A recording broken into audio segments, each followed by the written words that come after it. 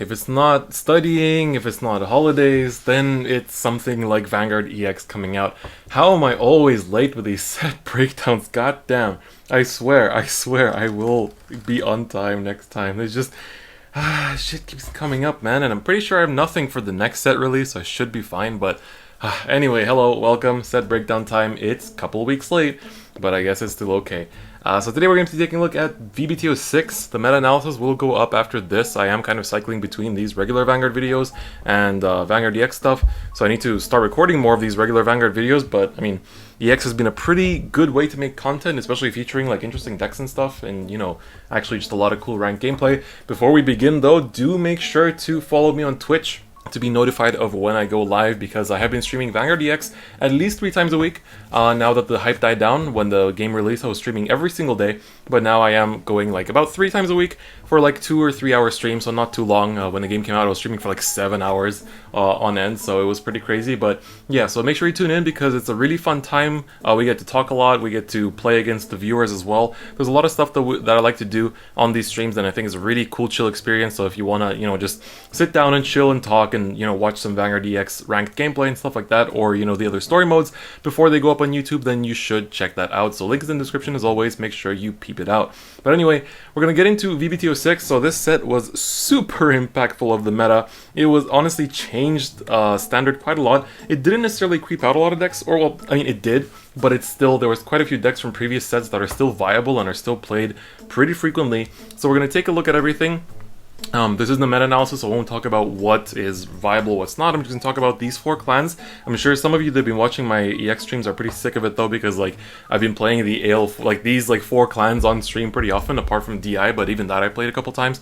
So yeah, without any further ado, let's just get into it. First things first, there are the cool Force 2, Axle 2, and Protect 2 silver and colored and like Blaster Blade, Blaster Dark themed markers in this set, so that's something that you can chase for if you're a collector and you want those fancy type 2 markers. But for this video we're going to be taking a look at the actual cards. We're going to begin with Dark Irregulars because they got some really good stuff and actually became a super strong deck thanks to the new support. And as of this set, I'm honestly going to try to skip out on any cards that I deem to not be competitively viable. I used to often like go over kind of dud commons, dud rares, just because I'm always afraid, because I had this one time where I went over TikTok worker, just TikTok, and I basically, you know, I think I basically said like 2 sentences about it, and then it turned out to be a game-breaking card, so I try to not miss out on anything just in case it becomes game-breaking one day, but some of these cards really are not. But yeah, so we're just going to focus on the competitively viable stuff. So first things first is Brufas, the new Dark Regulars VR. This card is really good. His first skill lets you counterblast 1 to search your entire deck for 3 cards with the same card name as something,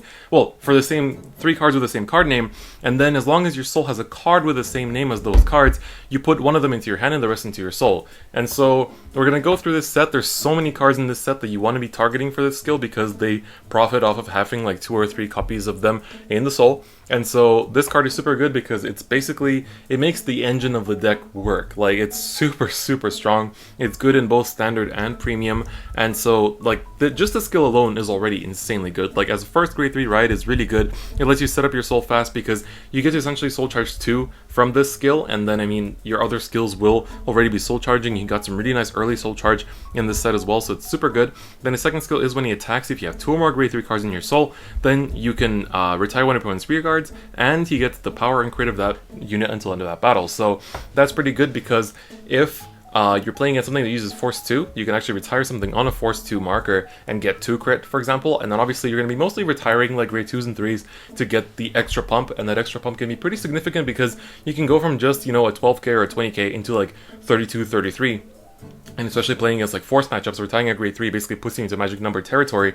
So this card is really good because it's an engine of its own. We're going to look over the supporting cards very soon, and on top of that it has some good early pressure because having 2 or more grade 3s in soul is super easy for this deck. Honestly, it's insanely easy, and so it's just a really good card. It pairs well with NLK super well. You know, the whole win con of like No Life King into Master of Fifth Element or No Life King back into Brufas is really valid, and honestly just it's really great. This whole engine is super strong. At first I really had my doubts when this card was first released and first revealed, but honestly now after seeing Hongwai's deck profile and playing with it on Vanguard EX, I'm honestly just shook at how strong this deck is, and this card especially. So one of the big support cards is Emblem Master. First off, he has Rearguard and Guardian Circle skill. If you have 7 or more cards in Soul, he gets plus 5k power, plus 5k shield. This is on both turns, so he will stay 14k on the opponent's turn as well, which is really annoying actually, because then they can't like even hit with like a force deck can't smack an unboosted rear into him because it's just 1k too big, and I think that's a really good point. They designed that pretty smart, and so it's really easy to set up. You can have 7 Soul by turn 2 as well. Like it's ridiculously easy to set that up. And then his second skill is Vanguard and Rearguard Circle. When placed, you may counterblast 1, search your deck and drop someone for up to a total of 3 cards with the same card name as one of your units and put them into your Soul. If you search your deck, shuffle your deck. So you can select him if you don't have any other rearguards, or I mean, yeah, if you ride him or don't have any other rearguards, you can basically just select him. But what people usually do is call down the new grade 1 Killer Tail that we'll take a look at very soon, and then search the other 3 copies and just slide them into the Soul. Otherwise, you can search for stuff like Yellow Bolt if you rode that last turn, just to filter them out. But Yellow Bolt is also good. We'll talk about that in a second why, but honestly, there's a lot of good targets in this deck, but you do have to call something early. If you want to ride him, then you have to call something on turn 1 to make sure that you can target it. Otherwise, you're going to miss that, and you're going to have to search the Emblem Master and basically just get rid of them from your deck, which isn't bad, but I mean, he's a really good rearguard, so you don't really want to use up all the copies that easily, but you do have cards in this set that also let you recycle stuff from your Soul back into your hand, so it's pretty good for that reason. Next we have the Yellow Bolt that I talked about earlier. His Rearguard Circle skill is actually really good. When he attacks a grade 2 or greater, you can Soul Charge 1 and he gets plus 5 cancel on that battle, which is really nice because you get a Soul Charge, which is really cool, but he's a 13k attacker on a grade 1, which is really significant because this can actually poke force numbers immediately, and that's actually crazy. So I find this card to be super nice. I think like just for grade 1 to be able to pull enough, like to be able to smack a force grade 3 is already pretty significant, because then you rip out that 5k shield. Like if you're on an NLK turn and you don't have any good rearguards, even the Yellow Bolt will actually carry through and manage to give that first poke before you go for the NLK, and so I think it's actually really significant. His other skill and why you want to ride him all the time is because when you ride on top of him, you Soul Charge 2, and if you Soul Charge at least 1 trigger, you draw a card. So for once, you actually don't mind Soul Charging triggers. I mean, it's obviously nice if you don't, because then it's just normal units in your Soul, but if you do, you're basically compensated for it, which is really, really nice. So this card is insanely good.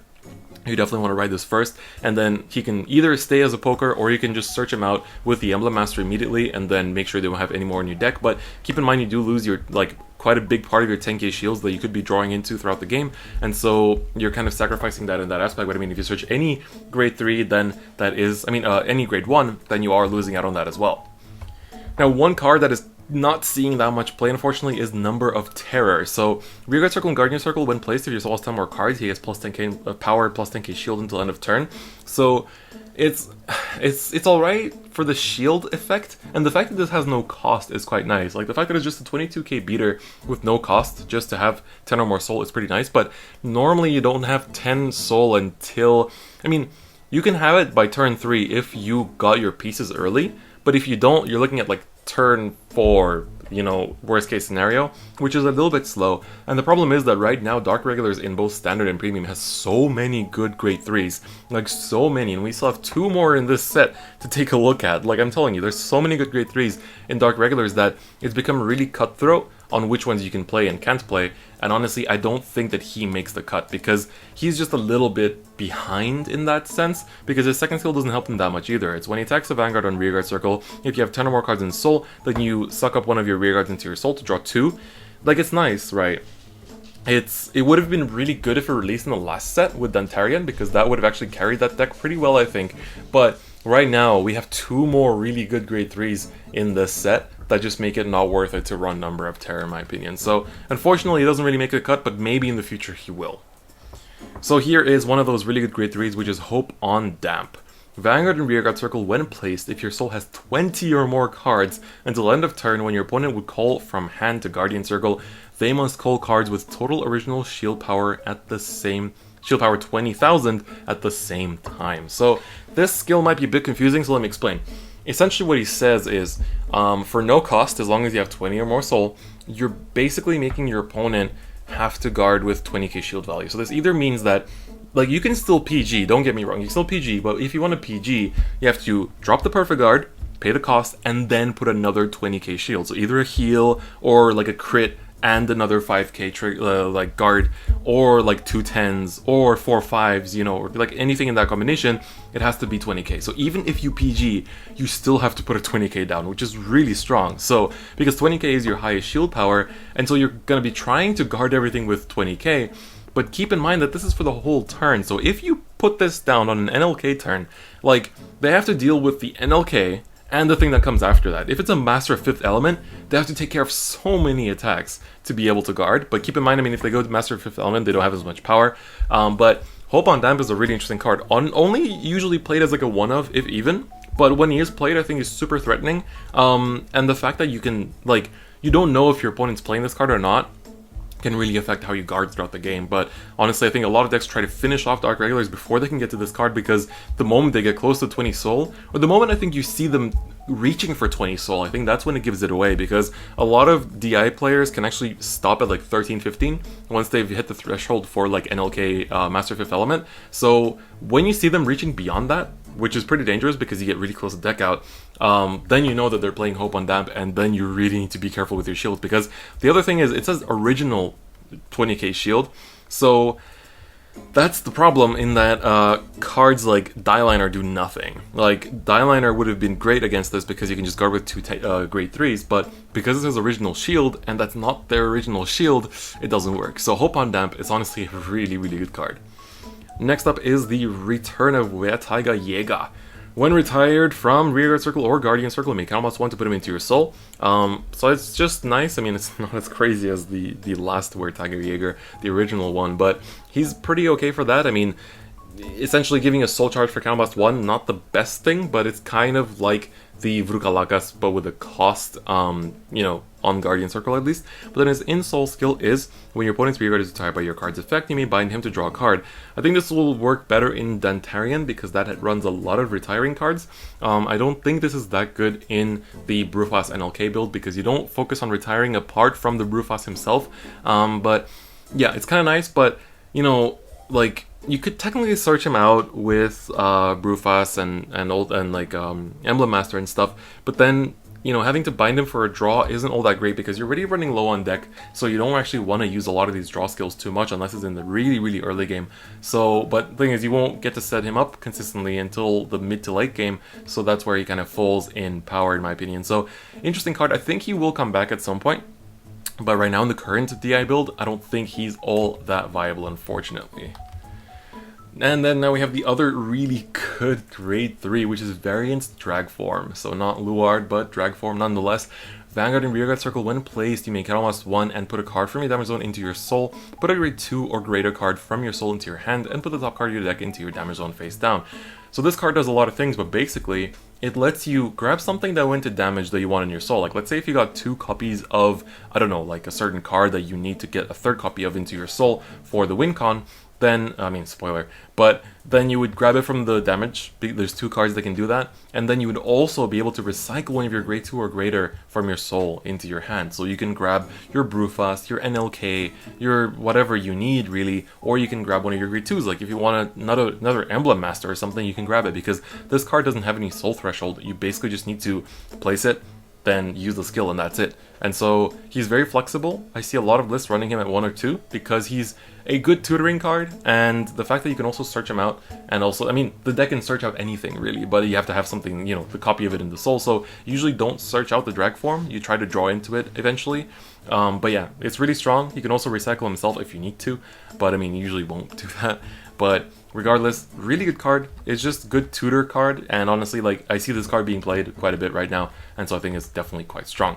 Next up is Variance Shoot Arm, or Shut Arm. When he attacks a Vanguard while boosted, he gets +6 cancel in that battle, so he'll be at least, well, with the boost, at least 21, I guess, unless, well, 20 if it's a trigger, but yeah. And then if your soul has 2 or more Shut Arm, then you may count +1 to retire one of your opponent's rear guards. We have better retire effects right now, so I don't think this is useful.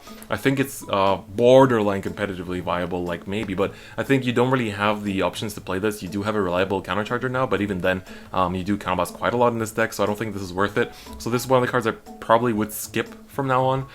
But yeah, not that good. However, the biggest MVP, literally the best like DI card in this set for both standard and premium, is Variant's Killer Tail. So, act once per turn, you may rest her. If you do, you put a card from your damage zone or drop zone into your soul. If you put it from your damage zone, then put the top card of your deck into your damage zone face down. And if your soul has 3 Killer Tails, you cannot charge 1 and stand her. So, this card is insane, and let me tell you why. So, essentially what you do is you call her down, and then you can search her with your, either with your Emblem Master or with your Brufas, just to make sure that you have, you know, the 3 Killer Tails in your soul. But basically, you call her down, and then you just pump your soul full of Killer Tails. And the thing is, even if your opponent retires it, you can still use effects to bring her back from the drop zone into the soul, which is really good. Or like you can grab one of them.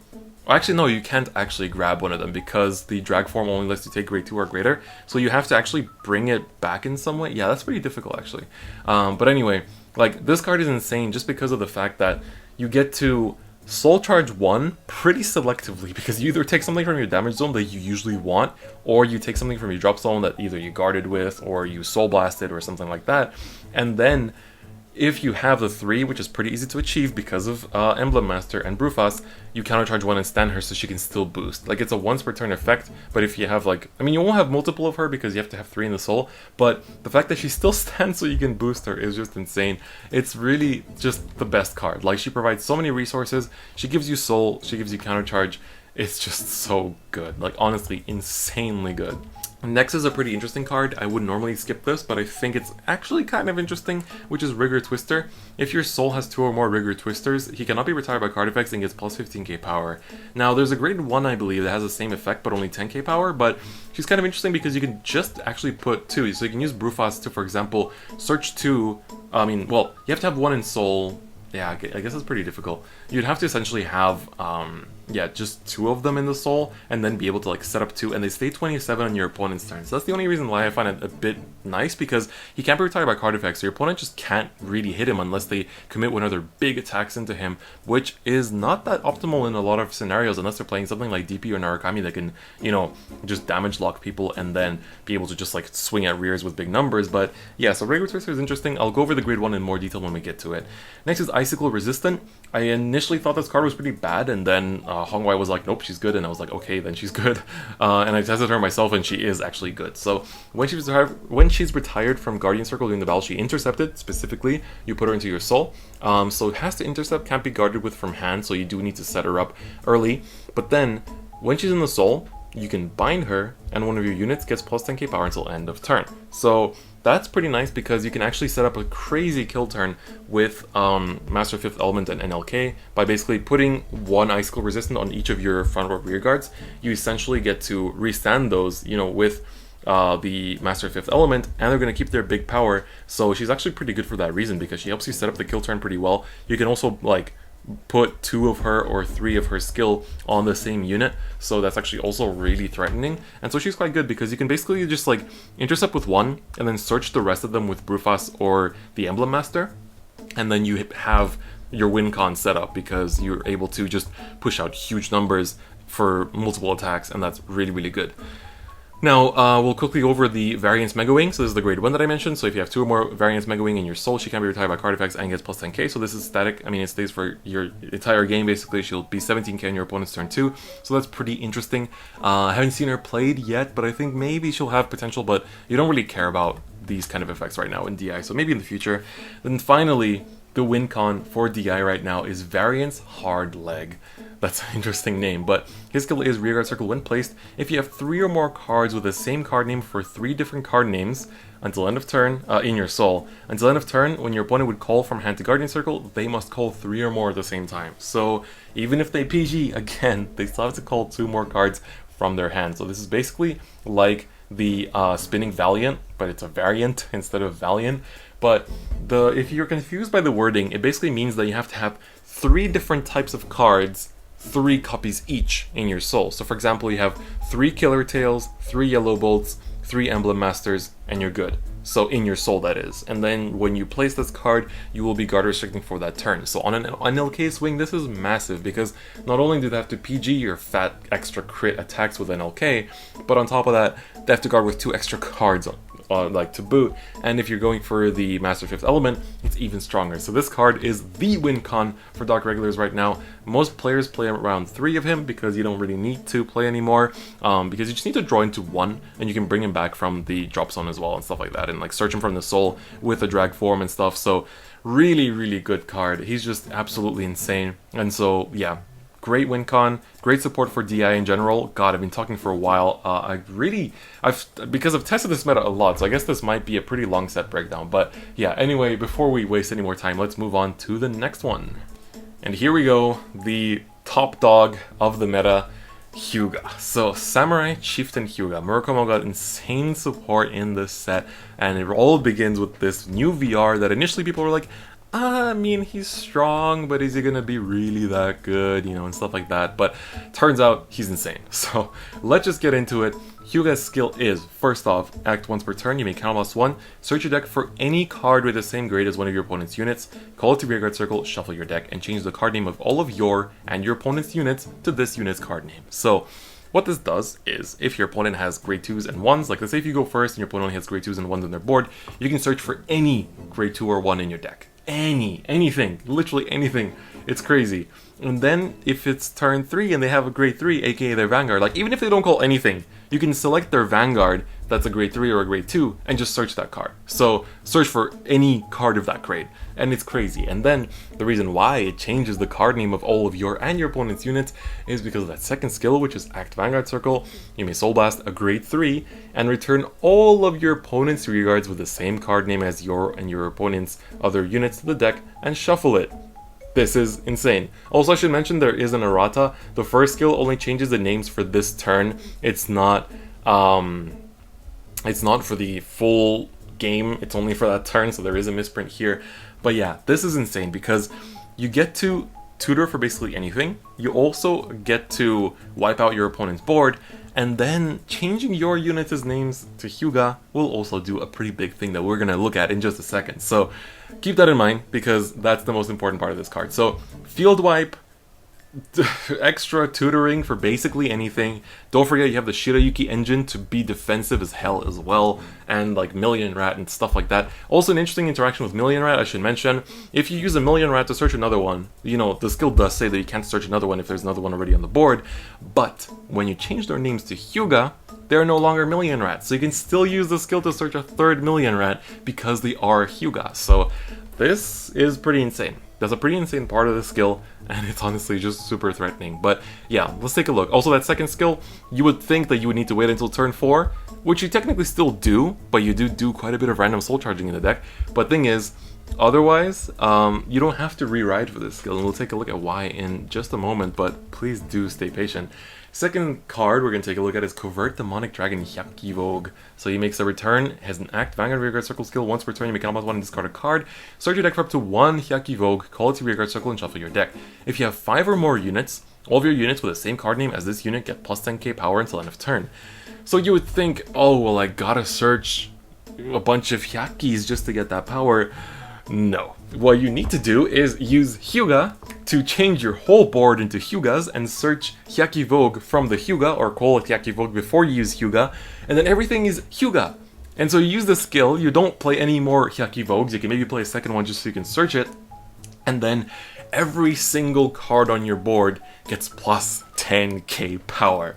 Like, so we have Hyaki Vogue, we have Danzat Anarch from V-BT02, I think, and on top of that, there's a promo coming up in English in V-BT07 promo pack called Miomaru, which will basically, on attack, Soul Blast 1, give every single unit that's the same name as your Vanguard plus 5k. So this card just, this is the win turn card. You search Hyaki when you're about to win. When your opponent's at like 3 damage or something, you can actually just easily destroy them with this card, because you can also push them with Shirayuki, put their power down, all this stuff. You're throwing like 6 attacks at least at them, you know, at this point.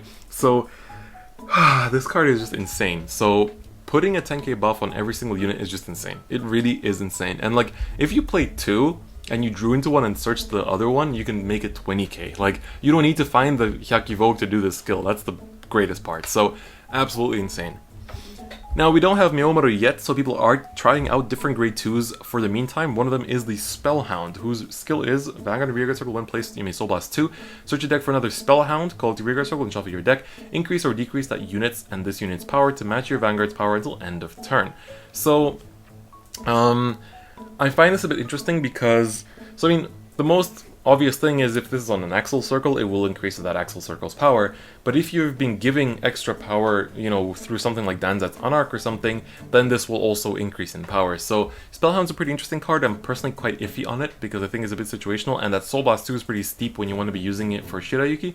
But I know that already this has some BCS tops, so it is definitely a valid card. Next is Central Arrestor, so we finally got the third Arrestor for the Zanbaku deck. If it's in the back row of the middle column, so basically behind your Vanguard, this unit can attack the Vanguard from the back row. And if you have a Vanguard with Dueling Dragon in its card name, this unit gets plus 5k for each of your other units with Arrestor in their card names. So some people have been trying out with a hybrid of Hyuga and Zanbaku because of this card, because it is pretty strong. It's a free back row attacker, and like if you're playing it in Hyuga, it's actually going to be a huge back row attacker. So people have just been playing this card in pure Hyuga, not even like with any Dueling Dragons or Arrestors, just like 1 or 2 Central Arrestors in their grade 2 lineup, because you can search him, put him in the back, and then power him up with things like Myomaru, which comes out. So in Japan they can already use Myomaru, you know, Hyaki Vogue, Danzet's Anarch, etc. So you power him up, and then you can just attack from the back row for like 19, 24, etc. And so it's pretty strong. It's pretty strong. I think it's actually pretty valid because it's also free. So just putting him behind the Vanguard is actually pretty valid. So I'm going to go through, there's quite a few weasels in this set, so I'm going to go through everything that's not a weasel first, then we're going to take a look at the weasels after that. So another card that's been seeing quite a bit of play in the English format is Jiraiya. So Vanguard Circle, when placed, draw a card and put a card from your hand at the bottom of your deck. It's pretty good just for filtering. It doesn't really do much else apart from that, but it's still pretty nice just for that extra draw and filter. So I think it's quite good. Second skill is Calmas 1, Calmas 1 once per turn, and one of your Vanguards gets plus 10k till end of turn. It's pretty flexible, like if you have a spare Calmas to spare, you can essentially just Calmas 1 and power up, and then, you know, you can use this a bit easier with the Spellhound as well, because you increase his power through the Jiraiya, and then you call down a Spellhound, and then they become 22 at least, so that's definitely pretty good. So Jiraiya's been seeing some play. It's an interesting card, and so it's pretty obvious why it's seeing play, and I think it's pretty valid.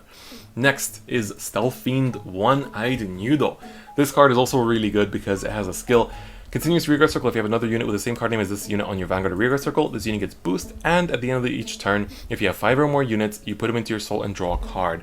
Now, you would think, I mean, oh my god, this card is like so bricky, etc., but again, you can search this with Hyuga, and his skill goes off because you just need to have one unit that has the same card name as this unit on your Vanguard Circle. So if he's Hyuga, and your Vanguard is Hyuga, then you're fine. And thing is, you search him on turn 3, put him into soul at the end of turn, next turn you don't even have to re-ride to have Hyuga's like board wipe live already. So Nudo is an insane card for that reason. Also 12k booster, like who can complain about that? It's honestly great. Next, I'll go over this quickly because I don't think it's viable, is the Ogre Spider. When placed on Vanguard Circle with no markers, Calmas 3, Soul Blast 3, draw cards equal to the number of your units, and increase or decrease the power of all your rearguards to match this unit's power until end of turn. I don't think this is that good. You have to have an insane board set up already, and then, like, his power isn't that insane to begin with, so it's like, what are you trying to get out of this? I don't really know. Like, increasing everything to 12k isn't going to do much for you, so honestly, not a big fan of this card. I think it's pretty bad. That extra draw is interesting if you have a full board setup, but nah, I don't like it. I don't like it at all. And then the last non-weasel is Sanji. Rearguard Circle continuous. If you have another unit with the same card name as your Vanguard, as this unit on your Vanguard or Rearguard Circle, so again, it's the same thing as Nudo, he gets plus 5k. If you have 2 or more, he gets plus 10k instead. So 17k booster or attacker. It's pretty valid because you do power up quite a lot in this deck, but the grade 1 space is super tight because you want to run the Million Rats, you want to run the Rainy Madame, and then you still want to run, like, some people want to run things like Jiraiya, so it's important to keep that in mind as well. Like, there's a lot of good cards for Murakumo right now, so it's pretty cutthroat, so I think Sanji doesn't really quite make the cut. And then finally, let's take a look at the Weasels. People have been running this here and there, you know, first as a meme, and then turns out it's been pretty strong for some people, so it's been pretty interesting to see this get some results. So Weasel Red is the searcher. When you place him on Vanguard Rearguard Circle, you make Calmas 1, discard any number of cards from your hand, search your deck for up to the same number of cards with special in the card names as the number of cards you discarded, and then call them to Rearguard Circle and shuffle your deck. So you can basically just drop your entire hand to search a bunch of Weasels, which isn't necessarily recommended, but It's pretty cool. It is an 8k power grade 2 though, so keep that in mind. You can get rushed down by your opponent's grade 1s the next turn, so that's something to definitely think about. But let's take a look at the weasels that you can search. First is Weasel Yellow. All the other units with special in their card names on your rearguard circles get Intercept, so he just shares Intercept as a grade 1, which is pretty good. Even on grade 1s, which means that your defensive power does go up, especially if you have a lot of Axle Circles, because then you can intercept with the grade 1s from Axle Circles, which is pretty good. Then, Weasel Blue, during your turn, gives all of your units with special in their card names on your Vanguard and rearguard circles plus 2k, so that way you can actually, it's only during your turn, but you can pump up that grade 2 to 10k and stuff like that, and then the boosters will also go up to 10k, so you're making a bunch of 20k columns, which is pretty good. And then you still have Weasel White that does the exact same thing, so that's an extra 2k / 4k per column, so that's also pretty nice. So those are all the weasels. It's a pretty interesting, like, sub-archetype, I guess. Like, people have been enjoying them because they're like Power Rangers in a way, so I think it's pretty interesting. But yeah, the main takeaway from Murakumo in this set is definitely Hyuga, Nudo, like Hyaki Vogue, and like stuff like that. Like, those cards on their own are just insane, and like paired up with Shirayuki and stuff like Neomaru that comes out next month, it's just insane. So honestly, Murakumo is the big winner of this set. Definitely takes the cake. I think all 3 clans do. I mean, all 4 clans, sorry, do, but Murakumo is definitely taking a lot of tops right now. Especially, it's funny because people thought that in English it wouldn't top much without Miyomaru, but then it got like 8 tops in one weekend over 2 BCSs, so it's actually crazy. So yeah, Murakumo, very strong. Alright, let's go on to the fan favorite Shadow Paladin, one of the most key, like most iconic units of all of Shadow Paladin. Mordred Phantom made his comeback as a VR, and he is definitely not to be underestimated. Alright, so first things first, Mordred Phantom has the first skill, which is when you call a Blaster Dark, you get an imaginary gift Force. It can be Force 1 or Force 2, but pretty clearly you want to be doing Force 1 because you can stack it to an insane amount, because you get 1 from writing, and then you can call like 2 Blaster Darks on the turn 3. You can even overcall them with the grade 1 Masquerade that we're going to take a look at later, and then, you know, call another one, just keep farming Blaster Darks, and it's super easy to keep doing that and then get like 5 Force markers by the end of the game, like 5 or 6 even.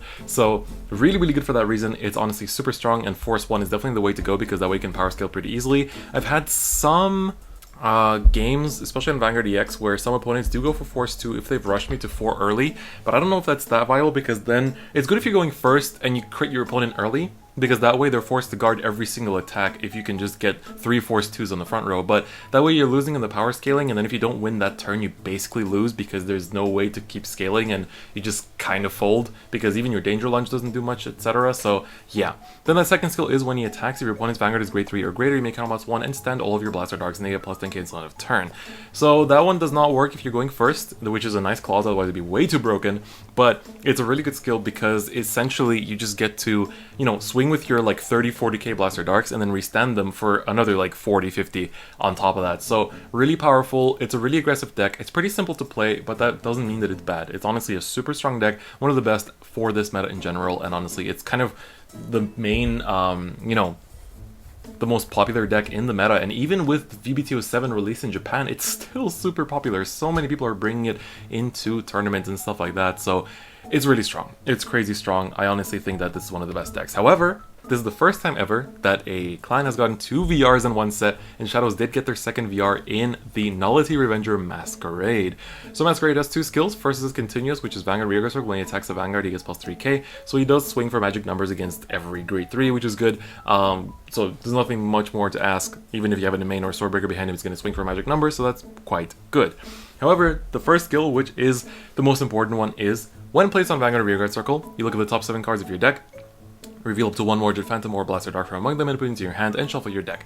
If you put a card into your hand, retire one of your rear guards. So if you ride him and you have no other rear guards on the board, then you don't have to retire anything if you search him. Also, if you don't find anything, then you don't have to retire, so keep that in mind. But if you call him and you have no other rear guards and you find something, you'll have to retire him, so keep that in mind. Never forget that retire, it's very essential. If you're playing on EX, obviously you won't because the game will force you into it, but you know, if you're playing physically, don't forget it, and also you don't need to retire if you don't find anything. But it's really good because this way you can find your grade 3s even if you didn't have them in your opening hand, so it's, you know, you don't have to G-assist. And on top of that, I mean, finding Blaster Dogs is never a bad thing because you're able to have enough to farm force markers the next turn, or I mean, you can call this later in the game and still search for them if you haven't seen them yet. And obviously, like, even if you whiff it, at least you don't lose out on anything. It doesn't cost Counterblast or Soul Blast, so it's very good for that reason. So Masquerade is an incredible card. Next we have the alternative Wincon Endanger Lunge Dragon. So his first skill is Vanguard Circle. When you ride him, you may Soul Blast 1 to return a grade 2 card from your drop zone to your hand. This, when you're going first, is actually pretty good first ride because you can basically Soul Blast a grade 2 under him and then just put it to your hand. So usually that's going to be either a Masquerade or a Blaster Dark, and having that Blaster Dark back into your hand is very crucial for the next turn with Mordred, so definitely something you want to have. And then, I mean, recycling Masquerade is also good because that's just another searcher for your Masquerade, for your Mordred or for your Blaster Dark, so it's really good for that reason. And so that on-ride skill is definitely very good, but the alternative Wincon is in that second skill. Vanguard or Rearguard Circle, when he attacks, if you have 3 or more Force Markers, you may Soul Blast a grade 3. Until the end of that battle, he gets plus 10k plus 1 crit and your opponent cannot PG. So this is good because on the turn 4, you essentially already have a grade 3 in your soul, and you're already going to have a lot of Force Markers built up. So in some games, you might just stack 3 Force Markers on one circle and then call a Danger Lunge on that circle on turn 4, because then you're swinging with a 43k unboosted, no, 53k unboosted with an extra crit and no PGs. So it's really, really strong. This card is a great alternative Wincon and just can really carry the deck super far and can definitely steal wins. It's also on Vanguard Circle if you want to have the extra pressure of drive checks, but usually want to keep Mordred just to restand at least one Blaster Dark because it's still pretty potent on its own. Then we have the grade 1 Masquerade, which I did hint at earlier. So this one has this skill that you may Counterblast 1 and put him into your soul to call a Blaster Dark from your drop zone to Rearguard Circle, and it'll also get 5k until end of turn. So not only is it a 10k beater or 20k, 30k, 40k, whatever, but with an extra 5k you are pushing for more magic numbers, because a 30k can still be stopped by guarding with a heal trigger, but 35 however cannot. Same goes for, a 20, if it's a 20k Blaster Dark, the difference between 20 and 25 does make a big difference, whether they guard with just like a grade 1 or if they have to guard with one of their triggers. So really good. It costs a counterblast, but you do run some counterchargers in stuff like Curse Lancer in this deck, or some decks still play Maka Karen. So for that reason, it is honestly quite good.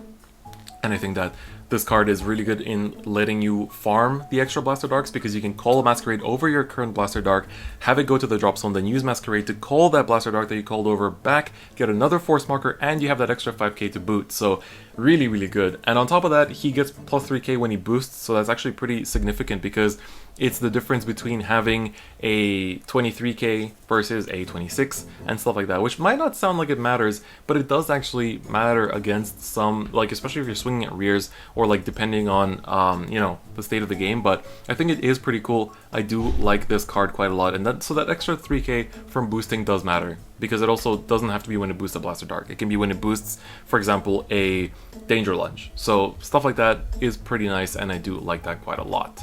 Then Doran and Claudas made a return as well, and so these are a pretty iconic duo from the Revenger era. So Doran's skill is when you place him on Rearguard Circle, make Counterblast 1, Soul Blast 1, and he gets plus 10 cancel end of turn. And if you have a Claudas on your Vanguard or Rearguard Circle, not sure why you'd have it on Vanguard Circle, but if you do, you draw a card. So Counterblast 1, Soul Blast 1 for extra 10k and a draw is pretty alright. It's not that significant, but it's pretty good, because Claudas' skill is at the end of your turn, if your Vanguard is grade 3, you may Counterblast 1 and slide him into the soul to draw another card.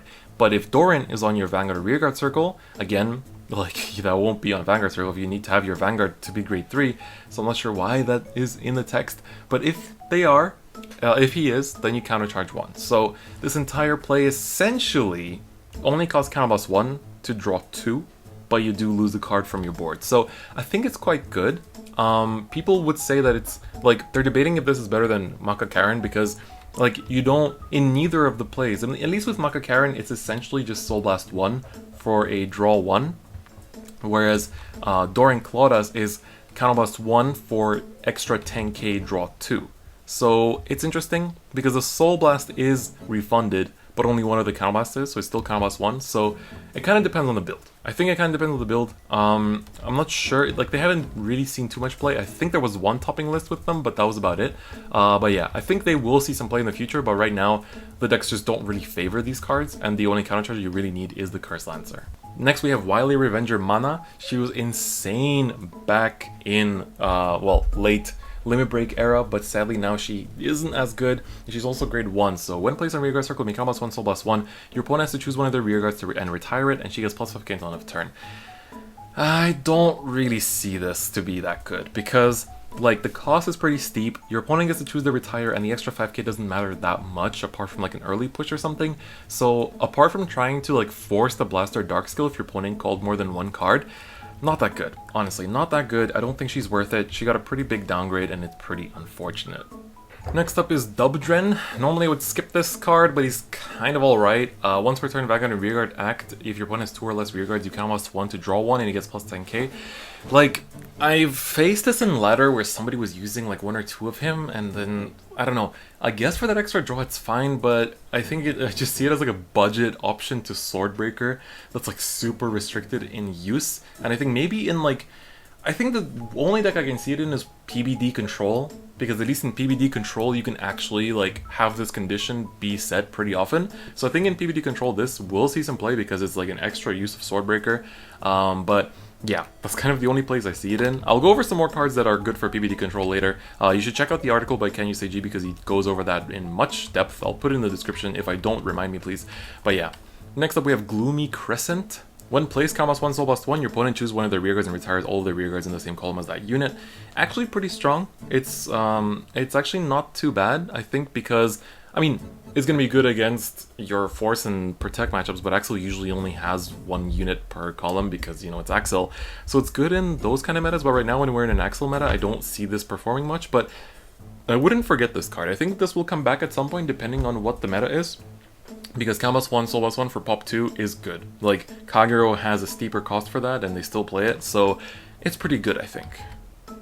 Next up is Math. Literally just Math. Like, this card is just Math. I didn't realize that's all that the name is, but when he attacks a Vanguard, if your one has no rearguards, you Combos 1 to draw 2 and retire one of your own rearguards.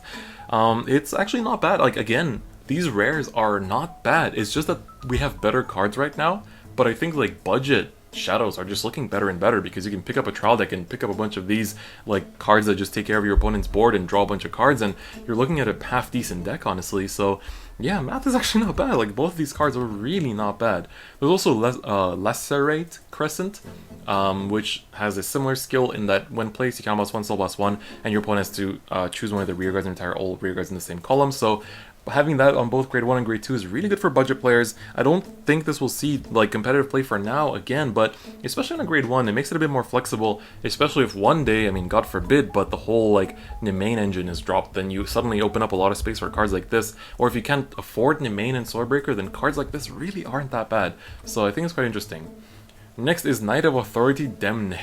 This card is the most abusive card in Vanguard EX because the AI doesn't know how to play around it. So when it attacks a Vanguard and doesn't hit, if no Guardians were called for that battle, you combos 1 to deal 1 damage to your opponent's Vanguard. So you attack with a 5k, which normally wouldn't hit, but you force them into calling a Guardian. So it's an interesting card in concept.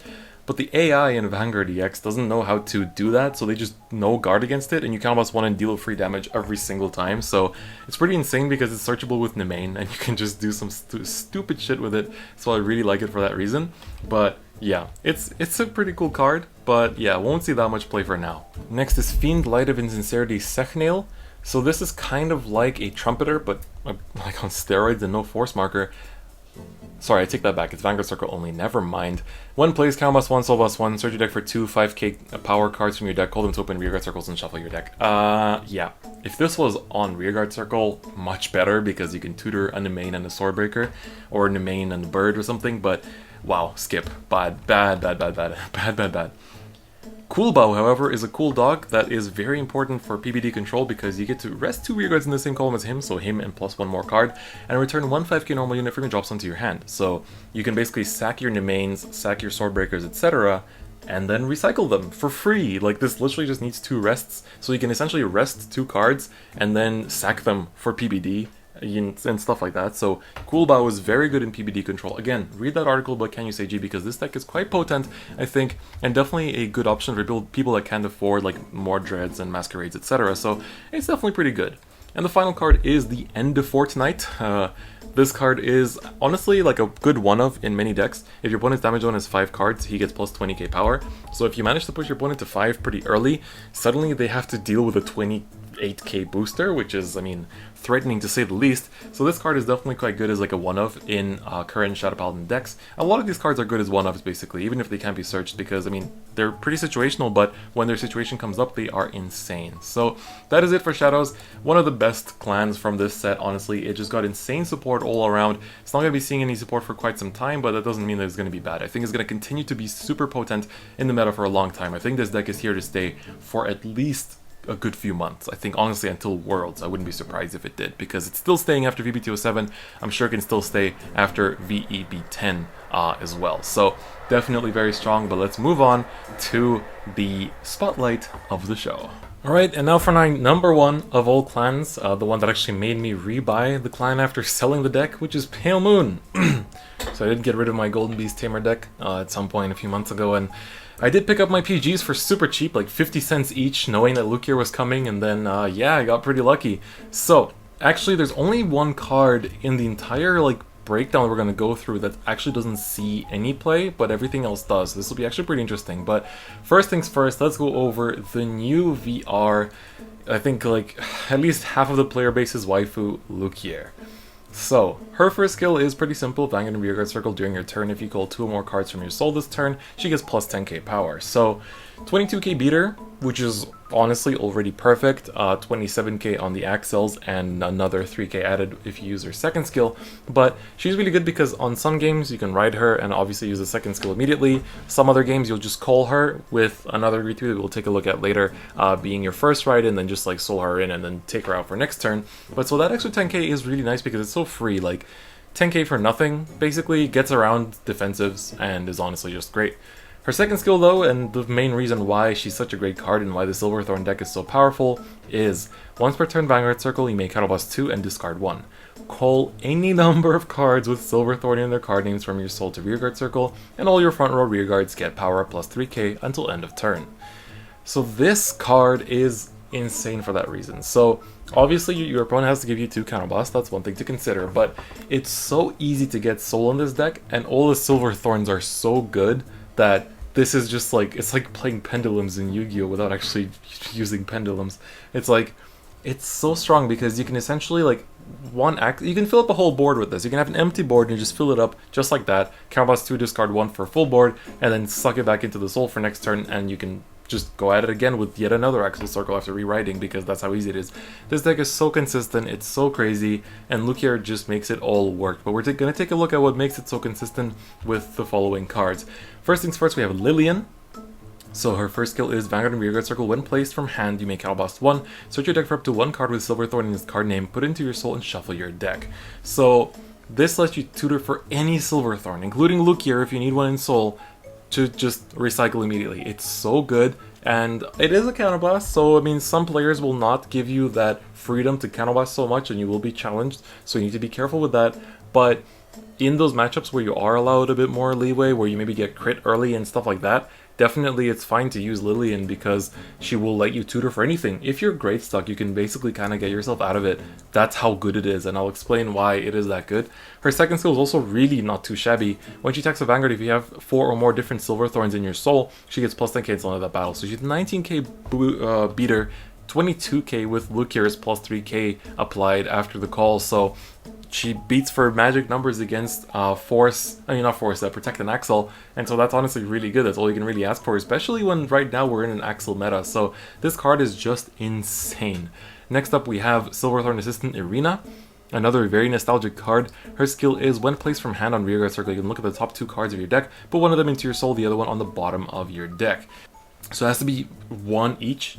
You can't choose not to put 1 and put 2 on the bottom. You have to put 1 into soul, 1 on the bottom. So that's the only requirement there. But then the second skill is when you're right on top of her, you can look at the top 3 cards of your deck, put any number of Silverthorns within their card names from among them into your soul, and the rest on the bottom of your deck in any order. If you put 2 or more cards into your soul, draw a card.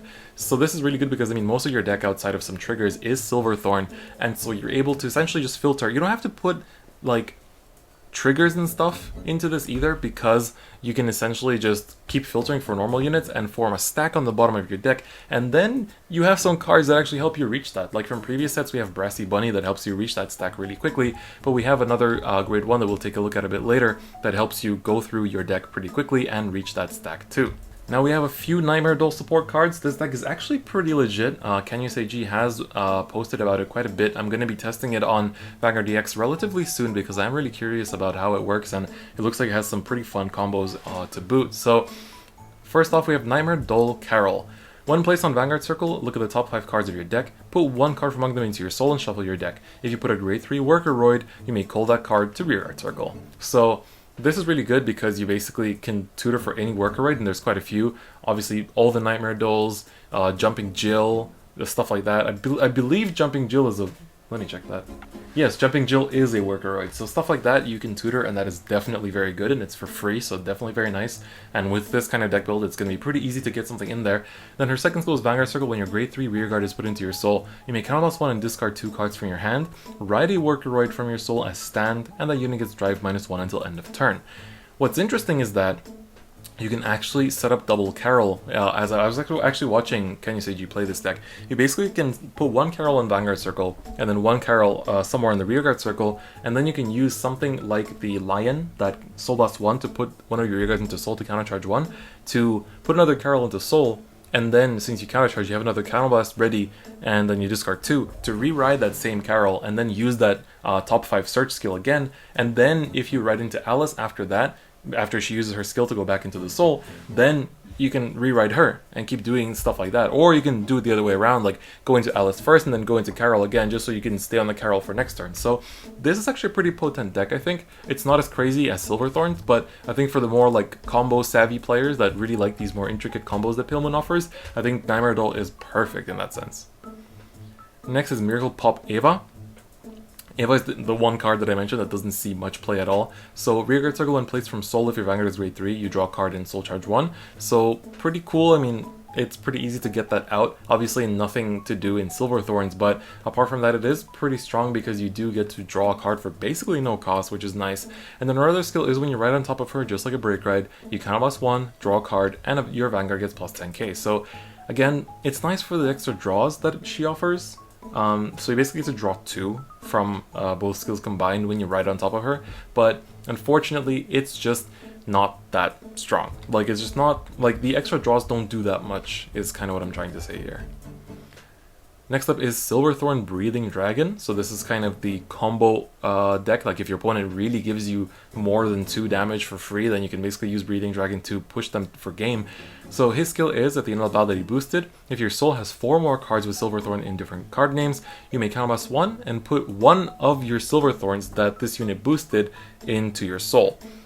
And then you call a card with Silverthorn in its card name from your soul to Rearguard Circle. And it can be that same card. So if you choose like a Lukier or something that's in front of this, then you can put into the soul and then call that same Lukier back out. And it's still going to have that plus 10k that she has because it's a continuous skill as long as you've called 2 or more cards from soul. So that's very nice. So this is basically just good for that extra push. Do keep in mind if you use Lukier that turn that the extra 3k that she gives only applies to the units that are called out by her skill. So if you call out another unit with Breathing Dragon, it won't get that plus 3k. So do keep that in mind.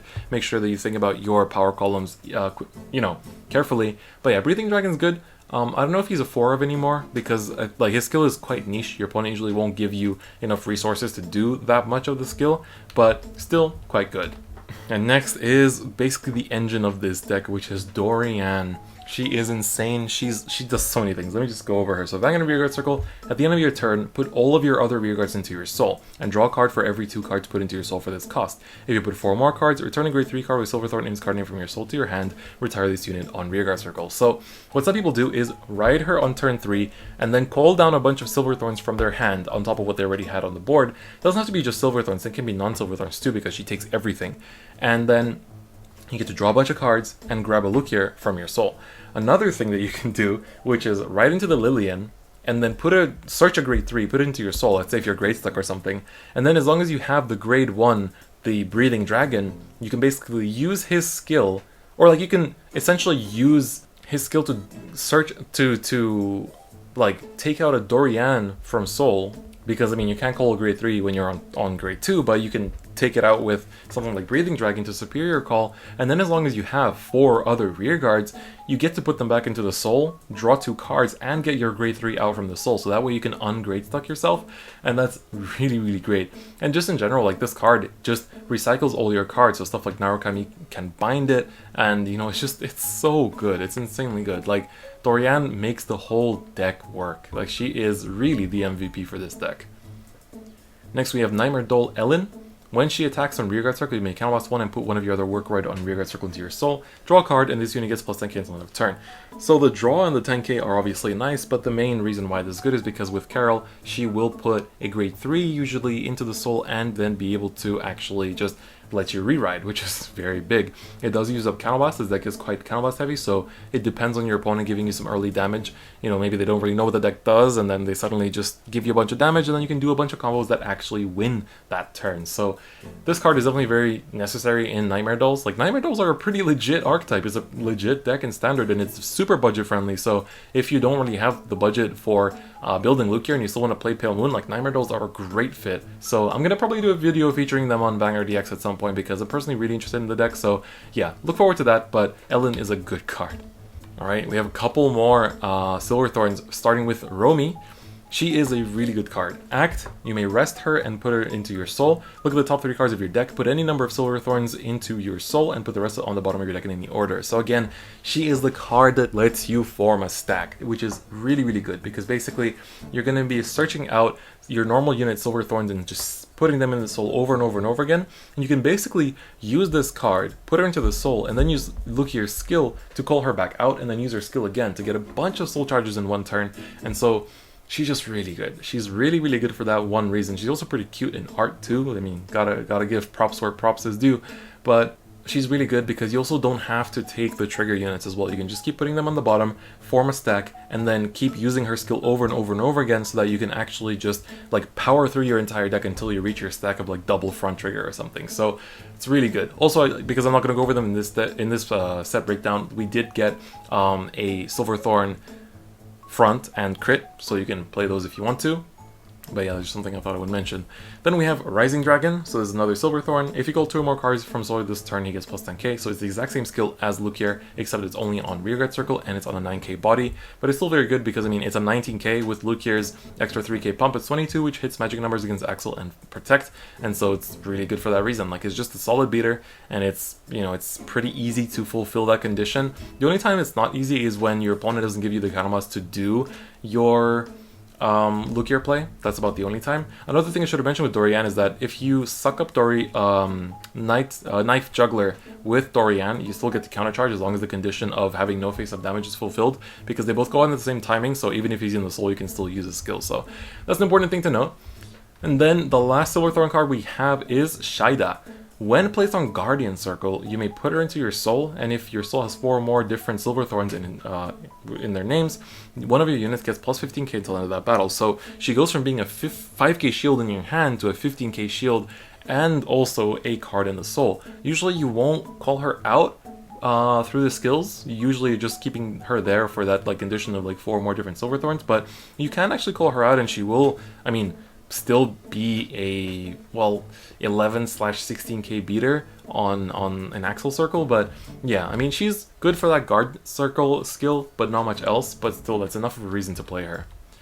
And our final Pale Moon card is Nightmare Doll Beverly. When your other Workroid is placed in the same column as this unit, that unit gets plus 5k until end of turn. So it's good because it's actually played in Nightmare Dolls again. It is played because that extra 5k does help us hit magic numbers unboosted, and then, you know, with stuff like Alice, you actually do want to swing unboosted sometimes, just so that you can, you know, do your soul shenanigans and like call her out. I mean, sometimes you do boost, like if you're planning to do the jumping Jill and then you want to call another grade 1 and stuff like that, but the only thing is that, like, if you do want to call any other grade 2, like for example the Ellen that we looked at earlier, then you can just keep the Beverly there, and then when Ellen comes into play, then Beverly will actually receive the extra 5k from from Beverly, so that's definitely very nice. So this card is definitely very good, and overall, Pale Moon got some insane support this set. Not only are Silverthorn like one of the best decks in the game right now, but Nightmare Dolls are a really good budget deck, especially if you want to learn one of the more intricate and kind of like more complex standard decks too. So it's a really good set. This is a really good set for all clans, Pale Moon especially, but I think every clan basically profited from this set. Like basically all of them got at least 2 different playstyles. Maybe Dark Regulars is the only one that didn't, but even the Dantarian feels like it got a boost from this set, so it's pretty cool, I think. I think that's DI is the only one that's only like 1 deck really out of this set, but yeah, so really good set, amazing support for all clans, but unfortunately this will be the end of it. Again, I apologize for the delay. I will try to be faster with VB09. I hopefully I will be able to do that. We're going to take a look at this, the meta-analysis pretty soon for this set as well, because it's quite interesting what it looks like, because in Japan, Murakumo hadn't become so dominant when this set released, so it's going to be interesting to take a look at that, and we'll definitely comment on the way that things are shaping up in the English meta as well. So thank you so much for watching. Don't forget to check out the Twitch channel and all that good stuff in the description, and I'll see you guys next time. Bye bye.